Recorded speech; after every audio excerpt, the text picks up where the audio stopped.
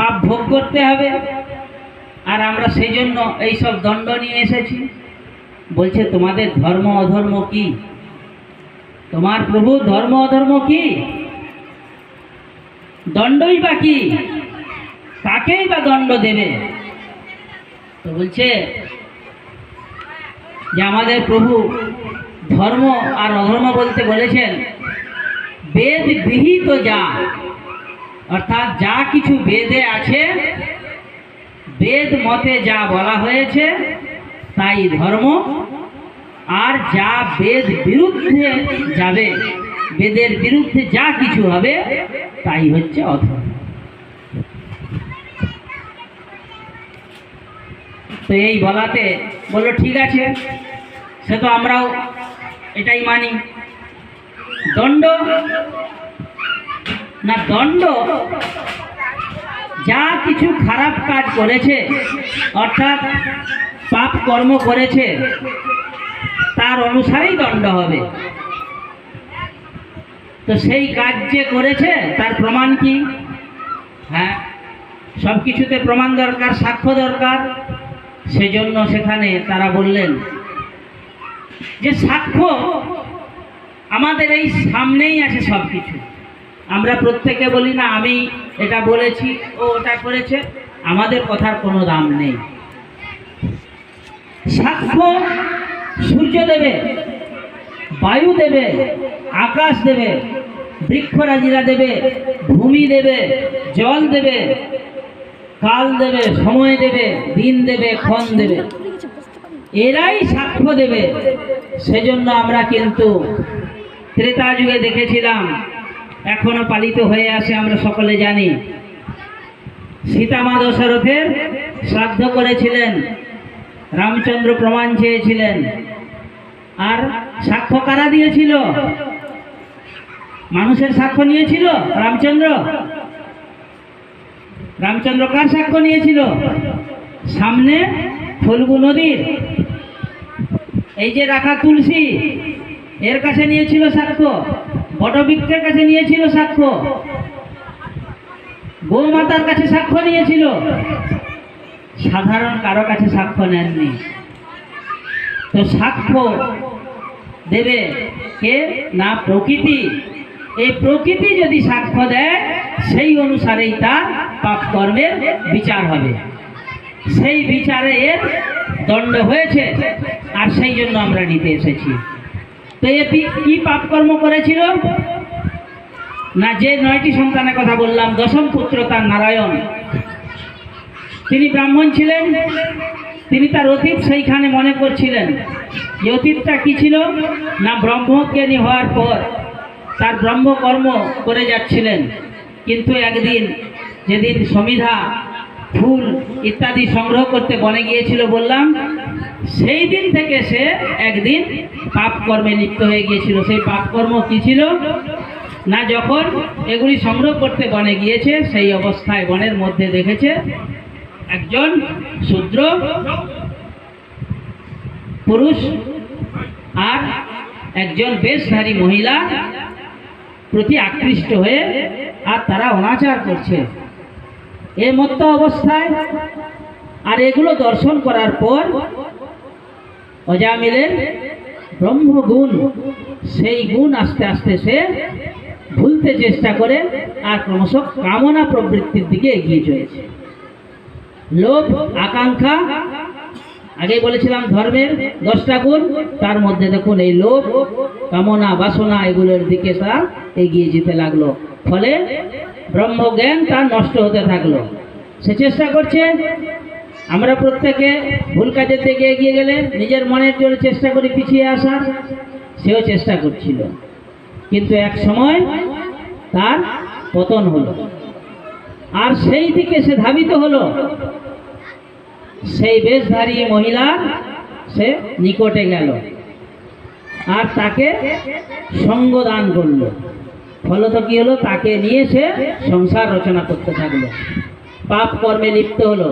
তার যে ব্রহ্মকর্ম, প্রত্যহ, জপ, তপ, সম, দম, সত্য নিষ্ঠা আস্তে আস্তে সব একটি একটি করে নবগুণ ক্ষয় হতে থাকলো। যজ্ঞ ভুলে গেল, প্রতিনিয়ত যজ্ঞ আর করছে না, তপস্যা করছে না, মনঃসংযম নষ্ট হয়ে গিয়েছে। সে পাপ কর্মে লিপ্ত হওয়ার ফলে তার ওই বেশধারী মহিলার থেকে আর 10টি সন্তান হয়েছে। চুরি, রাহাজনি, উৎপীড়ন এই সব করে সে কি করলো, আর প্রতিদিন আয় কর্ম করতে থাকলো, পাপে লিপ্ত হতে থাকলো। এই যে পাপ, এইগুলো মনে করিয়ে দিল। সে যখন শেষ অবস্থায়, তখন সে ভাবছে আমি এইগুলো করেছিলাম, আমার করা উচিত ছিল না ব্রাহ্মণ হিসাবে। আর যমদূতরা তাই শোনালেন এই বিষ্ণুদূতদের, এই অপকর্ম করেছে, তাহলে এই অপকর্মের জন্য তার পাপ হয়েছে, তাকে দণ্ড পেতে হবে। এই পাপ আর পুণ্য, এই বিচারে আমরা জন্ম আবর্তনে ঘুরতে আসি। যখন আমরা জন্ম হই, প্রত্যেকে আমরা শুধুমাত্র হাতটা মুঠো করে প্রতিটি সন্তান কিন্তু জন্ম নেয়। উলঙ্গ অবস্থায় আসে, উলঙ্গ অবস্থায় যায়, তাহলে সঙ্গে কি নিয়ে আসে? আর এতদিন কর্ম করার পর আবার ফেরত যায়, তাহলে মাঝে সে কি কর্ম করে, তার দায়িত্ব কি ছিল? আমরা প্রত্যেকের একটা কর্মর কাজের মধ্যেই থাকি। গুণ, কর্ম, নাম ইত্যাদি আমাদের বেদের প্রধান কাজ আছে। সেই গুণ, কর্ম আর রূপ, নাম এইগুলো নিয়ে আমরা বেঁচে থাকি, কিন্তু বিচার বিবেচনা করে চলবো। তো কি বিচারে চলবো, আর আমরা কিভাবে থাকবো, আর আমাদের যা চলছে তা আমাদের কেন আলাদা আলাদা চলছে? দেখুন, একই সময়ে অনেকেই জন্মগ্রহণ করেছে, একই সময়ে, কিন্তু তাদের কি অবস্থা একই রকম থাকছে? ভিন্ন সময়ে পরিবর্তন হয়ে যাচ্ছে। ধরুন, আজ থেকে 40 বছর আগে, 45 বছর আগে এইখানের মধ্যে, কাছাকাছির মধ্যে দেখা যাচ্ছে এই গ্রামে 5 জন শিশু জন্মগ্রহণ করেছিল। 5 জন শিশু একই বিদ্যালয়ে পড়াশোনা করেছে, একই মাস্টার মশাইয়ের কাছে ছিল। কেউ গুরু দীক্ষা নিয়েছে, কেউ চাষ করছে, কেউ চাকরি করছে, তো কেউ বিদেশ ভ্রমণ করছে। তো কেন আলাদা হয়ে গেল? না, তাদের পূর্বজন্মকৃত ফল, পূর্বজন্মের যা কিছু পুণ্য ছিল, সেই পুণ্য অনুসারে এ জন্মে সে ভোগ করবে। দেখা যাচ্ছে একই সময় জন্ম, বিভিন্ন অর্থের মধ্যে মানুষ হওয়ার পরেও তার জীবদ্দশায় তার দাদুর ছিল অনেক সম্পদ, তারপরে তার নাতি ভিক্ষার ঝুলি হাতে। কেন হবে?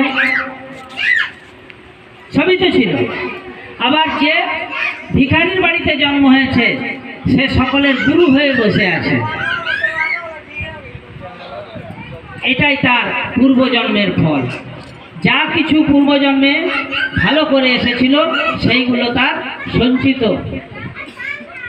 সেইগুলো নিয়ে এসে সে জীবনে ভালো করে খাচ্ছে। আমরা দেখি যার বাড়িতে অনেক সম্পদ করে জমা করে রেখেছে কেউ, তো সে একদিন দুদিন যদি কাজের মধ্যে না বেরোয়, তাহলেও তার খাওয়ার অভাব হয় না, সম্পদের অভাব হয় না, কারণ সঠিক সময়ে সে জমা করে রেখেছে। তেমনি আমরা পূর্বজন্মে যদি ভালো করে রাখতে পারতাম, তাহলে এই জন্মে ভালোভাবে ভোগ করতে পারতাম। আমরা সেই জন্য মনের কষ্টের মধ্যে থাকবো না যে আমার কি হচ্ছে, আমার কিছু নেই, আমার তো অভাব, তাহলে আমি ভগবানকে কেন রাখবো, কেন আমি ঈশ্বরের নাম করব, কেন আমি এই ভক্তিযুক্ত কাজে থাকবো, কেন আমি বৈরাগ্য রাখবো, জ্ঞান আহরণটা করব কি জন্য? না, সমাজের মধ্যে কিছু মানুষের কাছ থেকে ঠকিয়ে, ভুল বুঝিয়ে আর আমি কিছু জমা করে নিই। ফল কি হয়? আমরা প্রত্যেকে কিন্তু হাড়ে হাড়ে টের পাচ্ছি। অনেক কিছু উদাহরণ চোখের সামনে দেখতে পাচ্ছি। অনেককে আমরা দেখেছি উঠতে আর পড়তে, আর অনেক পড়ে থাকা মানুষ অনেক উপরে উঠে গিয়েছে। সেজন্য আমরা ভক্তি থেকে কখনো পিছাবো না, ধর্ম থেকে কখনো